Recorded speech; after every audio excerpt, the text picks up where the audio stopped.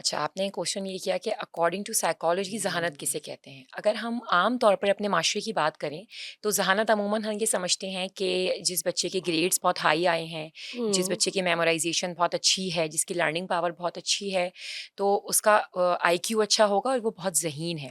ऐसा है, ऐसा बिल्कुल है, लेकिन अगर हम अकॉर्डिंग टू साइकोलॉजी बात करें, तो साइकोलॉजी ज़हानत को 4 डायमेंशंस में डिफ़ाइन करता है। इसकी 4 डायमेंशंस हैं। इसमें जो आईक्यू है, this is the number 1 dimension, इसको हम इंटेलिजेंस क्वोशिएंट कहते हैं।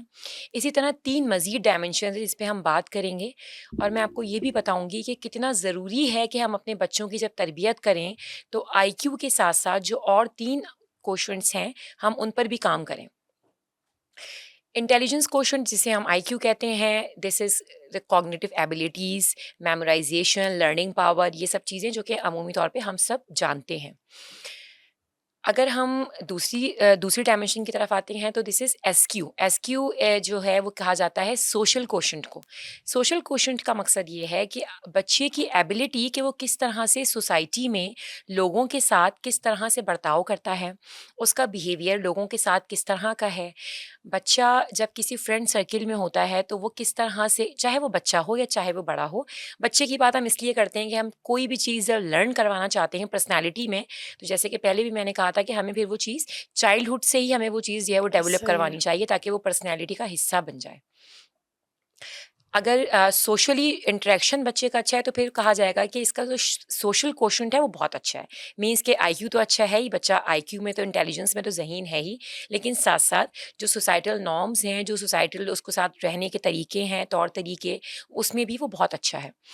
तीसरा जो है, this is called EQ. EQ means के इमोशनल कोशंट, कि बच्चा अपने जज़्बात को और दूसरे के जज़्बात को किस तरह से फ़ील करता है, उसमें एम्पैथी कितनी है, बच्चा वैलिडेट कितना करता है। एम्पैथी और वैलिडेशन का मकसद ये होता है कि आप किसी दूसरे के जज़्बात को समझें और आप उसको फ़ील करें। फ़ील करें जैसे बिल्कुल। हमने आजकल देखा है कि मोबाइल का जो इतना ज़्यादा एक्सपोज़र है, हमारे बच्चे जो हैं वो डिसेंसिटाइज़ हो गए हैं। उनके लिए अब खून-खराबा देखना और किसी को कत्ल होता देखना, किसी को मरते हुए देखना कोई इतनी बड़ी बात नहीं है।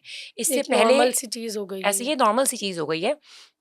जबकि अगर हम अपने वक़्त की बात करें, तो उस वक़्त अगर ऐसा कोई हम कुछ सुनते थे, तो कुछ टाइम तक हम ट्रॉमा में रहते थे ऐसे कि ही हमने ये बिल्कुल। क्या देख लिया। कोई एक्सीडेंट अगर रोड पे देख लिया करते थे, तो एक खौफ़ ज़दा रहते थे, बल्कि बच्चों को इन चीज़ों के करीब नहीं लेके जाया जाता था और अमूमन। स्टिल अभी भी होता है हमारे साथ। अब exactly you are absolutely right कि वो वाली चीज़ कि चाइल्डहुड से जो चीज़ चाइल्डहुड डेवलप हुई से भी होती है, तो ऐसा ही हमारे साथ बिल्कुल। अभी भी ऐसा होता है। लेकिन अगर हम आज के यूथ की बात करें, तो वो बड़े डिसेंसिटाइज़ हैं। हाँ, ठीक है, अगर एक्सीडेंट हुआ है तो हो गया, अब ठीक है, हमारे साथ तो नहीं हुआ ना, बस 2 मिनट रुके, देखा और फिर चले गए अपने उससे। वो ऐसे ज़हन पे इसको सवार नहीं करते। एक तरह से चलें, ठीक है, आप ज़हन पे सवार नहीं करना चाहिए किसी भी चीज़ को, लेकिन एम्पैथी आपके अंदर ज़रूर होनी चाहिए। एक अच्छा अगर इमोशनल क्वोशंट आपके अंदर है, अगर आपके पेरेंट्स ने एक अच्छा इमोशनल क्वोशंट आपके अंदर डेवलप करवाया है चाइल्डहुड से, तो दूसरे की तकलीफ़ को आप ज़रूर समझेंगे। और हमारा इस्लाम भी यही कहता है कि आप अपनी तकलीफ़ के साथ-साथ दूसरे की तकलीफ़, दूसरे की अज़ियत को समझें। जैसा कि हमने रमज़ान के सेशंस में बात की थी कि हम रोज़ा रखते हैं, तो रोज़ा रखने का एक बहुत बड़ा रीज़न ये भी था कि इस वज़ह से कि हम भूख और प्यास को महसूस कर सकें। किसी की भूख और प्यास के बारे में सुनना, किसी को भूखा और प्यासा देखना, दिस इज़ समथिंग डिफरेंट। और खुद भूखा और प्यासा रह के उस चीज़ को प्रैक्टिस करना, दिस इज़ समथिंग डिफरेंट। तो ऐसे ही। ये फ़र्क होता है सिम्पैथी में और एम्पैथी में, कि सिम्पैथी तो सिर्फ़ हमदर्दी आपने कर हुँ, दी बस। हुँ। एम्पैथी मीन्स कि आप अपनी जगह पे उस चीज़ को रख कर आप फिर फ़ील करें। फ़ील कर रहे हैं अच्छा, बिल्कुल। एक हमने बात की इसमें वैलिडेशन की। इमोशनल क्वोशंट में वैलिडेशन बहुत ज़रूरी इस तरह से है कि जैसे अगर आपको लगता है कि कोई तकलीफ़ में है, अगर आपको लगता है कि कोई परेशान है, तो आप उसके इन इमोशंस को समझने के बाद उसको वैलिडेट ज़रूर करें। समटाइम्स ये होता है कि हम किसी का एहसास नहीं कर रहे होते और ना हम उसको ये बात बता रहे होते, तो वो बंदा जो आजकल एक जो फैक्टर है लोनलीनेस का, अकेलेपन का ऐसे शिकार ही। जो लोग हो रहे हैं, उसका एक बहुत बड़ा रीज़न ये है कि कोई उनकी बात को, उनकी तकलीफ़ को सुन के उसको वैलिडेट नहीं कर रहा। वैलिडेट नहीं कर रहा। वैलिडेशन आप सिर्फ़ इन कुछ जुमले हैं कि आप जिनसे वैलिडेशन बड़ी आसानी से कर सकते हैं, कि किसी को आपने दर्द में देखा, तो आप ये कह सकते हैं कि आपके ऊपर अभी तकलीफ़ है, लेकिन खुदा आपको जल्द इस तकलीफ़ से निकालेगा। और बिल्कुल। मैं समझ सकती हूँ कि आप इस वक़्त इस अज़ियत से गुज़र रहे हैं। I can understand your feelings, I can understand your emotions, लेकिन मैं आपके लिए दुआ करूँगी कि खुदा आपको इस परेशानी से निकाले। कहने को ये सिर्फ़ 1 या 2 मिनट के वर्ड्स हैं, लेकिन ये वर्ड्स वैलिडेशन ऐसा ही है सामने बिल्कुल। वाले की जो ज़हनी कैफ़ियत है, उसको कितना बेहतर कर देती है, और ये सदका जारिया भी है। बिल्कुल अच्छा, ऐसा ही। इसके बाद हम अगर 4th डायमेंशन की बात करें, तो this is called adversity quotient, AQ. Adversity question means ये होता है कि ability to cope up in the problematic situations, कि आपका बच्चा किस तरह से जब कोई प्रॉब्लमेटिक सिचुएशन आती है, जब कोई हर्डल आती है, जब कोई कॉन्फ्लिक्ट्स आते हैं, तो उस तरह से वो किस तरह से कोप अप कर पा रहा है। हम देखते हैं कि बाज़ बच्चे ऐसे हैं जो बहुत ज़हीन हैं, एक्स्ट्रा जीनियस हैं, क्लास में टॉप कर रहे हैं, मेमोराइजेशन उनकी एक्स्ट्रा ऑर्डिनरी है, जो बाज़ दफ़ा कहा जाता है कि गॉड गिफ्टेड दिमाग दिया है खुदा ने इसको और बहुत अच्छा माइंड है, बहुत सब कुछ है, लेकिन वो बच्चे बहुत अच्छे प्रॉब्लम सॉल्वर नहीं होते।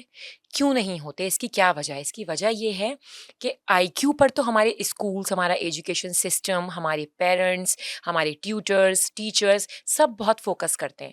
उस पर फोकस इतना किया जाता है, उस पर इतना ज़्यादा जो है वो उसकी मोटिवेशन की जाती है, तो खुद ज़ाहिर है बच्चे की डेवलपमेंट भी इस तरह से हो रही होती है, बच्चा उसको आईक्यू को अपनी बढ़ाने की कोशिश भी कर रहा होता है और टीचर्स और एजुकेशन सिस्टम भी यही कर रहा होता है।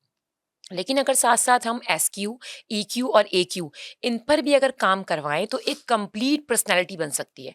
मैं यहाँ पे एक छोटी-सी एग्ज़ाम्पल भी देना चाहूँगी। मैं एक प्रोग्राम ऐसे देख रही थी, चाइना के स्कूल का एक प्रोग्राम देख रही थी। उसमें मैंने देखा कि प्रेप क्लास के बच्चे हैं बहुत छोटे और उसमें उनको ट्रेनिंग क्या दी जा रही है, उसमें उनको आबा-काडा ये एबीसीडी नहीं पढ़ाई जा रही, बल्कि बहुत छोटे-छोटे प्रेप के बच्चे हैं। उसमें ये दिखाया कि बच्चे सारे बैठे हुए हैं, सर्कल टाइम है टीचर के साथ। अचानक कोई बिल्कुल मास्क लगा के कोई अंदर दाखिल होता है और वो बच्चों को जो है ना वो टॉफ़ी या कोई चीज़ वो करता है, देता है कि आप ये लीजिए। अब उसमें दिखाया है कि कुछ बच्चे वो चीज़ ले लेते हैं और कुछ नहीं लेते। जो ले लेते हैं वो उसको बहाने से ले जाता है। ऐसा एक होता है ना किडनैपिंग वाला जो ये होता है किडनैपिंग वाला, कि कुछ आपने बिल्कुल। ऐसी चीज़ दी, वो बच्चे ने खा ली। तो ये प्रॉब्लम सॉल्विंग उसको एक्टिविटी दिखाई। इसके बाद नेक्स्ट एक्टिविटी ये थी कि दिखाया कि क्लास में बच्चे सर्कल टाइम कर रहे हैं, अचानक से क्लास में आग लग गई। वो एक आर्टिफ़िशियल उन्होंने इस तरह से वो किया था, हुँ, आर्टिफ़िशियल फायर किया। तो वो ऐसा हुआ कि आग लग गई, तो अब उस वक़्त बच्चों को ये सिखाया जा रहा है कि अब आपको क्या करना है? अब क्या आपको करना है? परेशान होके यहाँ पे बैठ के रोना है कि आग लग गई, या फिर आपको कमरे से बाहर जाना है, आपको उसका कोई कोप अप करने के लिए कोई और सिचुएशन तलाश करनी है। तो इस तरह की ट्रेनिंग्स अगर एजुकेशन सिस्टम में दी जाएँगी, तो बच्चों का ईक्यू, एसक्यू और एक्यू यकीनन बहुत बेहतर हो बहुत सकेगा। बेहतर हो सकेगा, बिल्कुल।